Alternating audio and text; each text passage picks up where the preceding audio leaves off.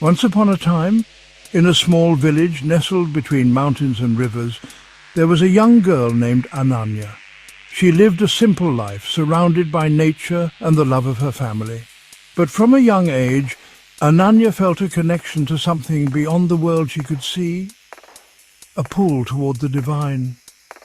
The first time she met Shiva, she was only 8 years old. Chapter 1. The first encounter. Age 8. It was a warm afternoon, and Ananya was playing near the riverbank collecting flowers. The air smelled of jasmine, and the wind danced through the trees. As she bent down to pick a rare purple blossom, she saw an old man sitting on a rock by the water. His skin was pale like moonlight, and his hair was long and tangled, cascading down his shoulders like the night sky. His eyes, deep, vast, and full of wisdom, met hers. "Who are you?" Ananya asked, her voice trembling with curiosity, yet strangely calm. The man smiled gently. "I am called Shiva. I am the destroyer and the creator. But most of all, I am the one who remains after everything else is gone." Ananya didn't understand the depth of his words, but was drawn to his presence. She felt safe, like she had found something she had always been searching for. Chapter 2. The lessons begin. Age 12. Years passed and Ananya grew. At 12 she began to meditate by the river every day, searching for the peace she had felt in Shiva's presence. One day, while sitting under a tree, she saw him again, the same figure, glowing faintly in the dusk light. "Why do you come to this place every day?" Shiva asked, his voice like the rustling of leaves. "I'm searching," Ananya replied, "for something inside me. I don't know what it is, but it calls me." Shiva nodded. "The search is the journey. You must listen, not with your ears, but with your heart. What do you truly seek?" Ananya closed her eyes. "Peace, understanding, the truth. Then you must first learn to let go," he said. "Let go of everything you think you know. Only then will you find what you are truly seeking." Chapter 3. The trials of youth. Age 18. As Ananya reached her teenage years, life became more complicated. She faced challenges, broken friendships, her first heartbreak, and the weight of expectations from society. Every night she would pray, calling out to Shiva, though she never expected an answer. One day, after a particularly hard day, she walked to the river and collapsed on the bank, tears staining her cheeks. Suddenly she felt a familiar presence beside her. It was Shiva again. "Why do you cry, child?" he asked.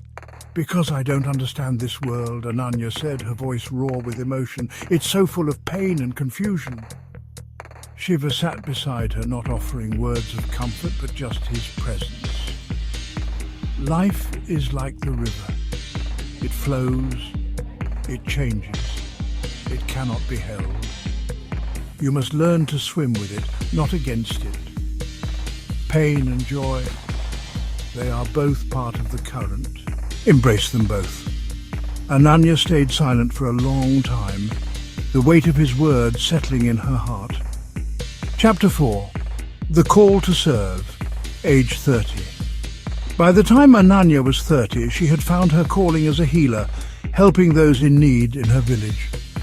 But life, as it always does, had its share of hardships. The people she loved grew ill, some passed away, and Ananya felt the burden of loss deeply. The longing to be close to Shiva grew stronger with every loss she encountered. One evening, as the sun dipped behind the mountains, Shiva appeared once more. This time, not on the riverbank, but in the temple she had built with her own hands. "I have seen your work," Shiva said. "You have learned the lesson of service, but now you must learn the lesson of detachment. You cannot hold on to what is fleeting. Love the people, serve them, but do not bind yourself to their fates." Ananya bowed her head, understanding at last that attachment to outcomes would only bring suffering. Chapter 5. The Wisdom of Age. Age 60. As the years passed, Ananya grew wiser. Her hair turned silver and her steps grew slower, but her spirit was as vibrant as ever. By now the village had become her legacy, and she had trained many others to follow the path of service. One evening, as she sat on her porch, Shiva appeared before her once more, his form now radiant and timeless. "Shiva," Ananya said, her voice soft but steady. "I have served, I have loved, I have let go. What is left for me now?" Shiva smiled, his eyes full of understanding. "You have lived a full life, Ananya. The final lesson is to accept the impermanence of all things, even your own existence. The end is but a transition. Your soul, like the river, will continue its flow." Ananya felt a deep sense of peace. She had lived a life of purpose, and now, in her old age, she was ready to let go of the physical world. Chapter 6. The Last Breath, age 80. It was a quiet night, and Ananya lay in her bed, her body frail, but her mind at peace. She closed her eyes, feeling the warmth of Shiva's presence one last time. In the stillness, she heard his voice like the wind whispering through the trees. "Are you ready, my child?" Shiva asked gently. Ananya nodded, her heart light. "I am ready."